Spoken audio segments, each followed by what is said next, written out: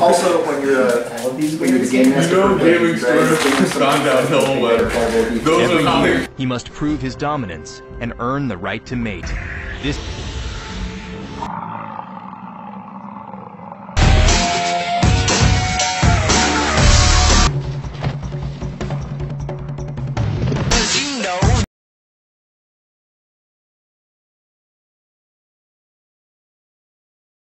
Okay. So, welcome to another fun episode of Buffalo vs. Dragons. I'm Dave the Dragon Shorts, as always, my co-host, Big Benny B to Buffalo. And we are filming for the first time ever on location at Snapped Games, the premier game store of Buffalo, New York now. Freshly moved in from Mount Morris. I am very much excited that there is now a game store literally 5 minutes from where I live. It's about 10 minutes from me. Right, so it is pretty much a very nice and local store feel, and that's what we need. Right, it's on Millersport, and we'll bring in the owner Dean a little later in the show. He's going to talk to us about some stuff going on here, and we thought that this would be a good location to talk about CCGs. Oh, great! Too many to count there. I mean, you got so many. You got Magic, Yu-Gi-Oh, Pokemon. Hell, I'll toss in the old Digimon. Hey, you got the Digivice, I got the Digimon. Yeah, my first CCG game was Magic the Gathering, and I mean like the very first set. We're talking like your Sheevan Dragons, your 5/5 flying, tap one mountain to make it 1/1. You had your Black Lotuses, which apparently are now worth like $1 million a card or something. Hey, talk to Storage Wars about that one. Fair enough. And then I don't know what happened, but like I went to the hospital, I came home, and all my cards were gone. So I'm thinking my parents maybe thought like these cards were like worshiping the devil or something. I don't know if they threw it out. They never admitted to it. So Mom, Dad, if you're watching the show, come clean. I forgive you because you're paying for my wedding. But all my cards are just gone. Mine actually was the original Star Wars card game. But I kind of gave up on it when a stupid little flute player destroyed the Millennium Falcon. How the heck did that happen? I have no idea. That's disgusting. But the flute player from the stinking cantina was the one that destroyed the Millennium Falcon. You're one of those big guys with the head. Yes. And he destroyed the Falcon. Yes. You are. I'm ashamed to know you. Sir. Hey, I was the flute player on that one. What? So you were the flute player. And it destroyed the Millennium Falcon. And it destroyed the Millennium Falcon. It's all based on force points, which were on cards and that. And I sort of lost faith in the game after that because it's like ridiculous. There's no way that should happen. But hey, sometimes ridiculous works. Right. I played a Star Trek. Collected card game, and I remember one of the last times I played it. The way it worked is like you had all these systems in like a line, and then you had ships, and then the trick was you had to get officers to the right like requirements to the sites, and that's how you complete the mission and win points. I had a Klingon bird of prey jacked up so hard with artifacts, mods, and everything that, I kid you not, it destroyed a board cube. Klingon bird of prey, board cube. Just had to remodulate the weapons every 3 shots, huh? No, I killed him in 1 hit. Board cube. Nice. No. Again, flute player, Millennium Falcon, yeah, right, Klingon exactly. board cube. Yeah. And then I try to get back into Magic a little bit. And I do play it still now, but I don't have the card base. Like I had a friend of mine give me like a ton of his commons, a ton of crap, and then I bought a few pre-made card decks off of some friends of mine that I've modified a little bit. But I mean, I don't have that passion with Magic like I do with another card game, which I have so many cards I still play, and that's the Yu-Gi-Oh. So you're saying the Magic, you're all tapped out, right? Yeah. I'm going to deck you, I swear. To God, I'm going to kill you. And I'll be shuffling off then. Yeah. But I like Yu-Gi-Oh because it's pretty simple, pretty basic. The cards are pretty much, and I like the animation, the art, I should say, and I like the show, although I haven't watched any of the newer Yu-Gi-Ohs, but the cards are still pretty solid. Yeah. And I had a Blue Eyes Dragon deck. I could get like a Blue Eyes Ultimate Champion out in 1 turn. And anybody who plays Yu-Gi-Oh knows that's like virtually impossible. Blue Eyes Ultimate Dragon, not Champion. No, Dragon Champion. Oh, that's where if you have the Blue Eyes Ultimate Dragon, the fusion card of the Black Luster Soldier to the Ultimate Dragon, which creates a Dear God Don't Touch Me. Oh my God, I need an adult. Now, Yu-Gi-Oh's fine, but I gotta go with the old school, the Pokemon. No, you don't. Yes, I do. Yu-Gi-Oh is so much better than Pokemon because for starters, the cards themselves are powerful. Pokemon cards, you need like 40 cards just to make one card better. Like you would start with a Charmander, but then you have to put like the Charizard or the Charmeleon or the Charizard, and you just have to evolve it. I never liked that system. I guess you could say I got the Pokeballs to admit I like Pokemon. I'm not saying it's a bad game system. I'm just saying like Pokemon is a good video game. I mean, that's what it's about, but like the CCG Pokemon card game, I admit, I did play it when the first 150 came out, and I gave it a shot. I did not like it at all. It's good. I still got friends that play it. I still play it myself, and it's a timeless. I'll say this: the rules have not changed as much as Yu-Gi-Oh has. At least the way my friends and I play it. I mean, I don't know if we're just not reading the right rule books, but the rules have not changed enough that it's like Yu-Gi-Oh. You got what? You had your original monsters, effects, traps, and magic. That was it. Right. Rituals. Now you got synchros, the Xyz, you got pendulum monsters. I'm like, come on!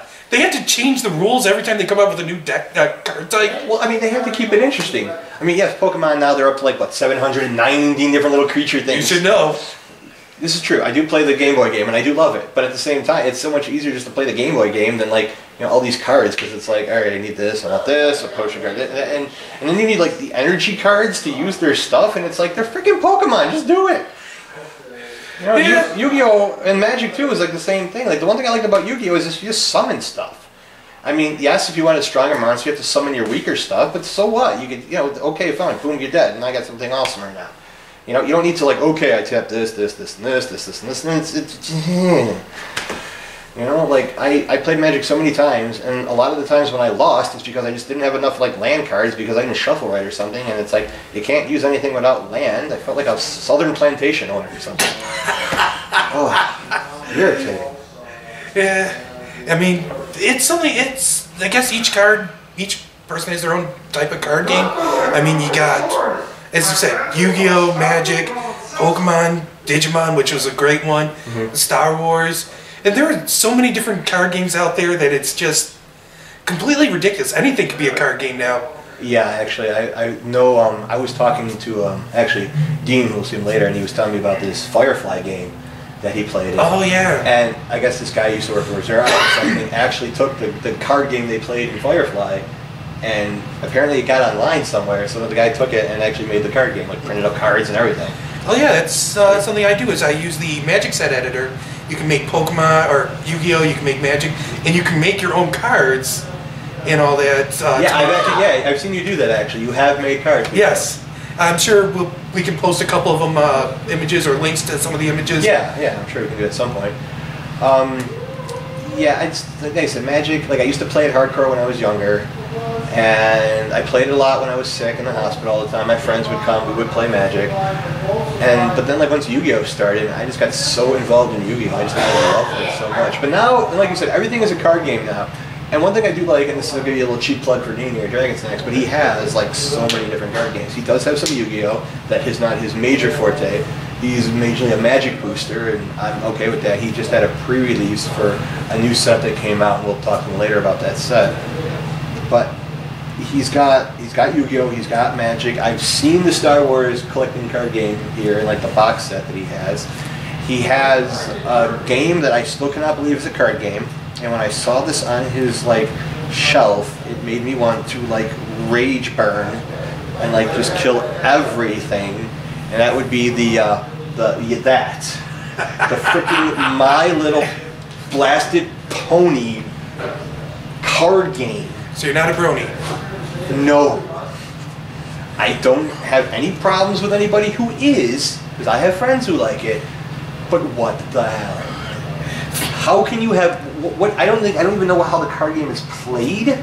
But I don't. Okay, I attack you with Twilight Sparkle. No, we're not attacking with Twilight Sparkle. Sunshines and rainbows. I don't know what the premise of the game is, how it works. I don't want to know. If anybody would like to actually come on the show and explain it to me one of these days, more power to you. I'm done with it.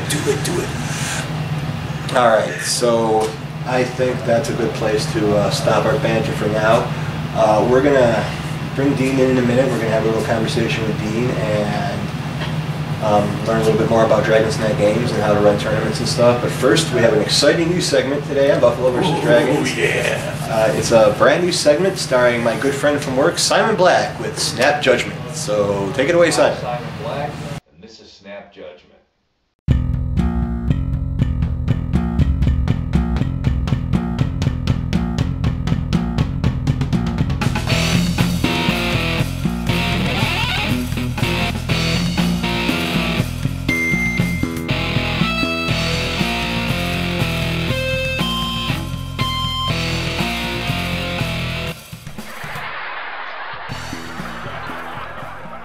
When I first heard that they were making a new Mad Max movie, I was very excited.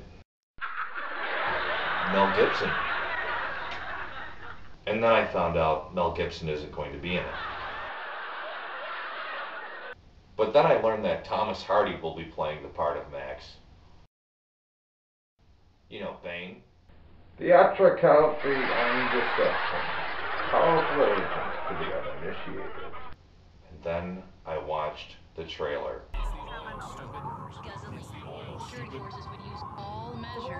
Mad Max, Fury Road. Wait, did he just step on a lizard? Ooh, what a tough guy. They must be shaking in their boots at the pet store. My name is Max. My name is Max. My world is blood and fire. My world is fire and blood.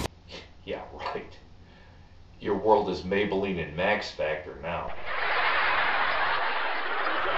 Fury Road, more like mildly agitated street. And where's the dog? What's he, too cool for a dog now? Now, maybe you watch this trailer and you're saying, Simon, take it easy. I mean, they've got, oh, did you see the trailer? They've got smoke bomb hot rods and hedgehog hot rods and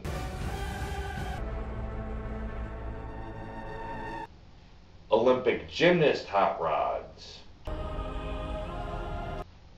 I mean, what's not to like? What's not to like? They're carving him up like a Thanksgiving turkey. He's crying like a baby. They got him riding bitch on that famous hostage vehicle, you know, the one that has the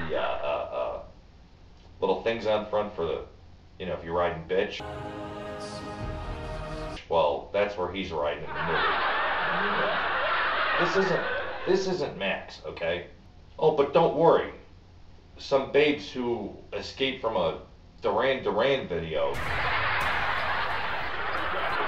just so happen to be wandering through post-apocalyptic Australia.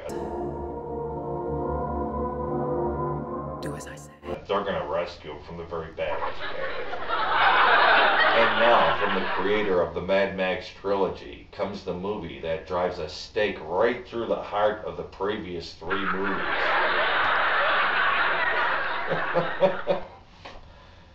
Fury Road should be called Mom, I Stubbed My Toe Road. Alright, so I have to rate this trailer, because I'll never get the time back. I'm going to give it 3 out of 10 power chords.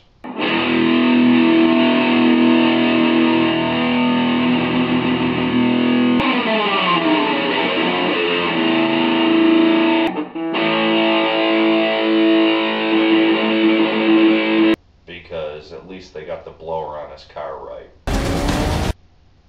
I'm Simon Black. You've been watching Snapped Judgement. Don't blink. I said don't blink. Alright, we're back. Thank you, Simon, for that lovely explanation of movies that you love so much. We're here with Dean Smith, the owner and proprietor of Dragon's Den Games, now located in Amherst, New York. Dean, welcome to Buffalo, sir. Thank you very much. We're very happy to have you. Cool. So we'll just start with a little background. I know this is not the first store you've run. You came from where? From Mount Morris, which is about an hour east of here, east and south, near where Letchworth State Park is, in Geneseo, for those of you who know where Running Gag is. And I know you were there for at least, 5 years? One of the things that I like about your game store is that you are, as you said, if anyone's who's seen the Minicon episode, we are your all-purpose, one-stop game shop here. You don't you sell everything, a little bit of everything. I have dice.